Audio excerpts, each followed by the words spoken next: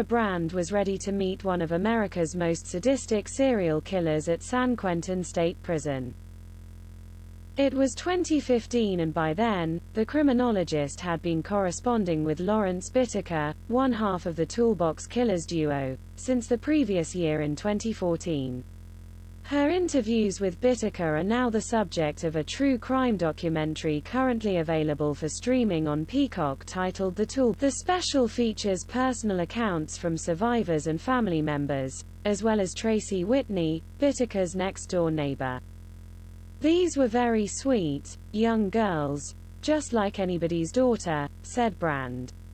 "And I was persistent. I didn't give up. I kept trying. And Bittaker's psychopathy was very fascinating. It was almost as if he was at war with himself," she continued. "He had this tortured childhood with an antisocial personality. My first in-person impression of him was that he was very awkward. He was timid. He wouldn't even look at me in the eyes for about 2.5 hours." Bittaker and his accomplice Roy Lewis Norris kidnapped, raped and murdered 5 girls in 1979. The killings began that June with the death of Schaefer, 16. She was followed by Hall, 18, Jacqueline Doris Gilliam, 15, Jacqueline Leah Lamp, 13, and Shirley Lynette Ledford, 16. Their nickname came from the tools they used to torture their victims, including a screwdriver. The pair originally met while serving time at San Luis Obispo Men's Colony Prison in 1977. Bittaker was behind bars for stabbing a man and Norris for committing a series of sexual assaults. The two bonded over fantasies of rape and torture. According to the documentary, Bittaker and Norris moved to Los Angeles County after they were released on parole in 1978 and It was in 1979 that they stalked the area in a white van they called Murder Mac. They would take their victims to the San Gabriel Mountains where they recorded themselves committing rape and torture, the Los Angeles Times reported.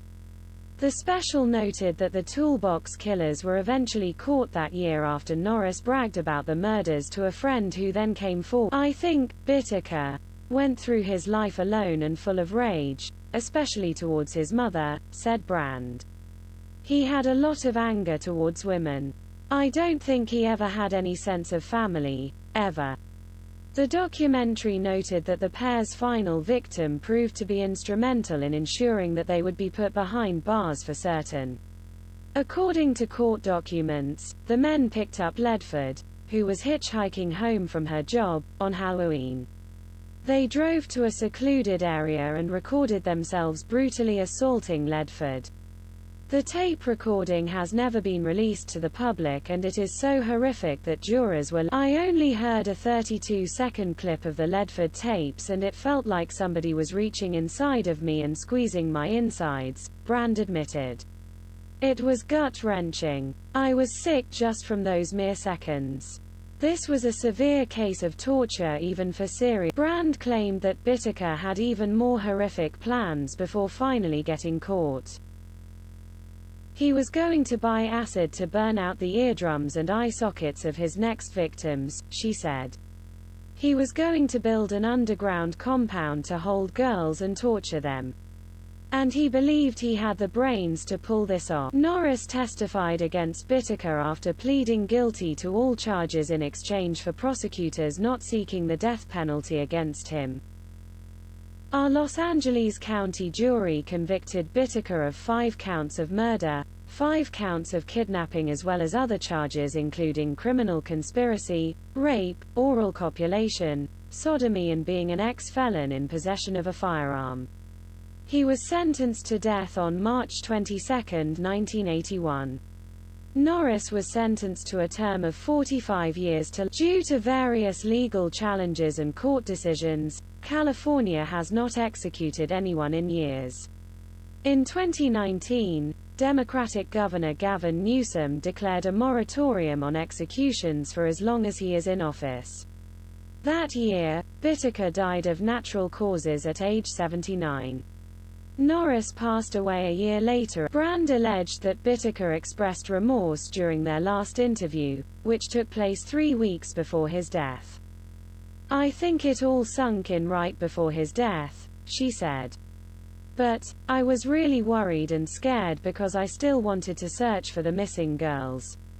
Now I didn't have him on the phone and I couldn't go back and visit him to fact-check something." The documentary noted that Bittaker drew Brand a map of where he put 2 of his victims' bodies. Brand said that she's trying to galvanize people to do a search with the information that was provided to her. According to court documents, the bodies of Schaefer and Hall were never found. Police discovered and identified the remains of Gilliam and Lamp with Norris's assistance. Ledford's body was discovered shortly after she was murdered.